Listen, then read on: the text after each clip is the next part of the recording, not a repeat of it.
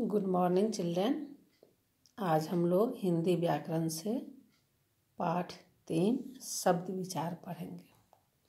किताब निकालिए। शब्द क्या है? तो वर्णों के सार्थक मेल ही शब्द कहलाता है। आप लोग वर्ण पढ़ चुके हैं। उसका वर्ण को जोड़कर जो शब्द बनेंगे वो सार्थक होना चाहिए। अर्थ के उसका कुछ अर्थ होना चाहिए। जैसे घ ओ र आ, ये हो गया घोड़ा। घोड़ा का अर्थ होता है, लेकिन यही सेम वर्ण को उल्टा करके यदि लिखते हैं र आ घ ओ, तो हो गया राघो। तो राघो का कोई अर्थ नहीं होता है। ये शब्द है लेकिन इसमें कोई अर्थ नहीं है। और यहाँ जो है वर्ण के मेल से शब्द बने हैं उसका अर्थ है। यहाँ जो वर्ण के मेल से जो शब्द बने हैं उसका अर्थ नहीं है। तो अर्थात वर्णों का सार्थक मेल ही शब्द कहलाता है। तो शब्द क्या कहलाएगा? घोड़ा। इसी तरह यहाँ है हाथी। ह आ थ बड़ी, ये 4 वर्ण मिलके हाथी बना। और यहाँ है थ ई ह आ, तो थीहा। तो थीहा कोई ऐसा शब्द नहीं है जिसका अर्थ है, इसका कुछ अर्थ नहीं होता है। तो इसमें कौन है शब्द? हाथी। ठीक है, तो हम इसको बोलेंगे जो वर्णों का सार्थक मेल ही शब्द कहलाता है। ठीक है, जैसे हुआ घर घर, लेकिन इसको यदि उलट के लिखेंगे र घ रग, तो इसका कोई अर्थ नहीं होगा और ये शब्द नहीं कहलाएगा। ठीक है बच्चों। अब अर्थ के आधार पर शब्द के 2 भेद होते हैं। एक होता है सार्थक शब्द, दूसरा होता है निरर्थक शब्द। तो सार्थक शब्द मतलब जिन शब्दों का कुछ अर्थ निकलता है उसे सार्थक शब्द कहेंगे। मतलब ये जो घर है उसका अर्थ निकलता है तो ये सार्थक शब्द हुए। हाथी सार्थक शब्द हुए। ये जो है घोड़ा सार्थक शब्द हुए, हाथी सार्थक शब्द हुए। ठीक है। और निरर्थक शब्द, दूसरा भेद क्या है? निरर्थक शब्द, जिन शब्दों का कोई अर्थ नहीं निकलता वे निरर्थक शब्द कहलाते हैं। जैसे मैं बताई, जो घर को यदि रग और रग कर देंगे तो रग का कोई अर्थ होगा? नहीं होगा। हाथी का थीहा उल्टा कर देंगे तो कोई अर्थ होगा? तो इसका भी नहीं होगा। हमारे किताब में जैसे राघो, इसका कुछ अर्थ नहीं होता है, तो ये निरर्थक शब्द कहलाएंगे। ये थीहा निरर्थक शब्द कहेंगे।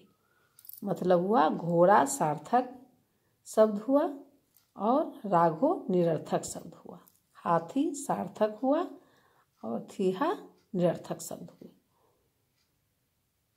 तो हम क्या समझे बच्चों? तो वर्णों का सार्थक मेल ही शब्द कहलाता है। जैसे घर, हाथी, घोड़ा, बहुत सारे शब्द हैं। अब अर्थ के आधार पर शब्द के 2 भेद, कितने भेद होते हैं? 2 भेद होते हैं। एक सार्थक शब्द, दूसरा निरर्थक शब्द।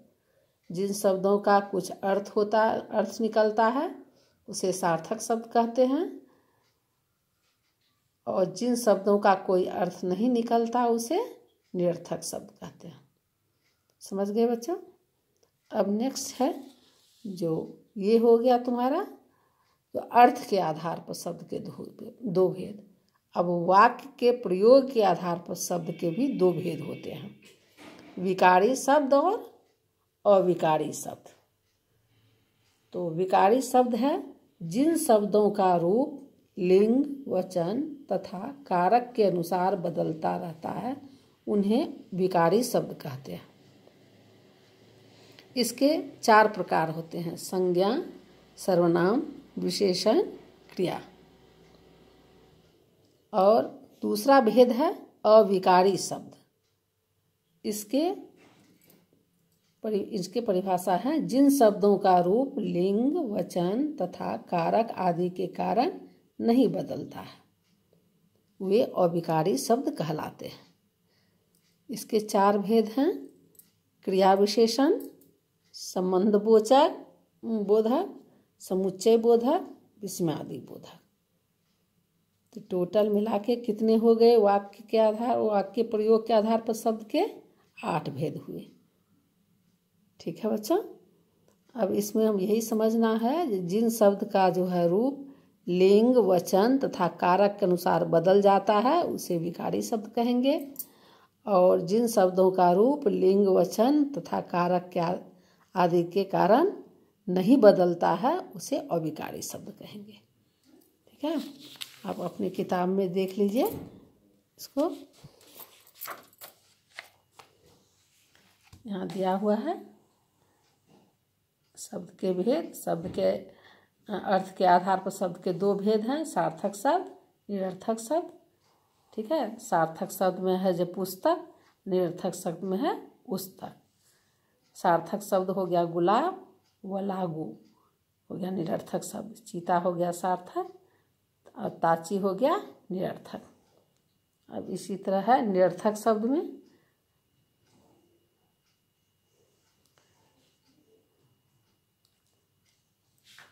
सार्थक शब्द समझ गए, निरर्थक शब्द समझ गए। अब प्रयोग के आधार पर शब्द के 2 भेद हैं: विकारी शब्द और अविकारी शब्द। विकारी शब्द में 4 भेद हैं: संज्ञा, सर्वनाम, विशेषण, क्रिया। नेक्स्ट है अविकारी शब्द। उसके है 4 क्रिया विशेषण: संबंध बोचक, समुच्चय बोधक, विस्मयादि बोधक। ठीक है बच्चों, इस पाठ को ठीक से पढ़ लीजिएगा एक बार किताब से। उसके बाद जो है ये अभ्यास में दिए हुए हैं प्रश्न। इस प्रश्न को शब्द किसे कहते हैं? वर्णों के सार्थक मेल को शब्द कहते हैं। अर्थ के आधार पर शब्द के 2 भेद हैं: सार्थक शब्द और निरर्थक शब्द। सार्थक शब्द और निरर्थक शब्द में क्या अंतर है? तो सार्थक शब्द में जिस शब्द का कुछ अर्थ निकलता है वो सार्थक शब्द हुआ। जिस शब्द का अर्थ नहीं होता है उसे निरर्थक शब्द कहते हैं। ठीक है, विकारी तथा अविकारी शब्दों में क्या अंतर है? तो जिन शब्दों का रूप लिंग, वचन तथा कारक के अनुसार बदलता है उसे विकारी कहेंगे, और जिन शब्दों का रूप लिंग, वचन और कारक आदि के कारण नहीं बदलते हैं उसे अविकारी कहेंगे। ठीक है बच्चों, इसको भर लीजिएगा। आपको पेज पलटिए, सही विकल्प पर सही का निशान लगाइए। वर्णों का सार्थक समूह क्या कहलाता है? तो शब्द है, अक्षर है, वाक्य है। तो क्या कहलाएगा वर्णों का सार्थक समूह? शब्द कहलाता है। वहाँ टिक करेंगे। इनमें कौन सा शब्द विकारी शब्द है? क्रिया विशेषण, संबंधबोचक, सर्वनाम। इसमें कौन है शब्द? तो सर्वनाम है विकारी। ठीक है, तीसरा नंबर पे इनमें कौन सा शब्द अविकारी शब्द है? संज्ञा, समुच्चय बोधक और क्रिया। तो अविकारी कौन है? समुच्चय बोधक। उसमें टिक करेंगे। निम्नलिखित शब्दों में वर्णों के क्रम उलट पुलट गए हैं, इन्हें सार्थक शब्द बनाइए। यहाँ उलट पुलट करके यहाँ वर्ण लिखे हुए हैं, अक्षर लिखे हुए हैं, इसको सही शब्द बनाना है। ल है, क है, बा है, तो इसको कैसे सजाना है? बा ल क बालक। ह म ल हमल है, हमल का कोई अर्थ नहीं होता है, इसको उलट के लिखेंगे महल और महल। या ही चू है तो इसको लिखेंगे चू ही या। यहाँ है व न भ तो इसको भ व न भवन लिखेंगे। र न ही है तो इसको हिरण लिखेंगे। आ मी द है तो हो गया आ द मी, आदमी लिखेंगे।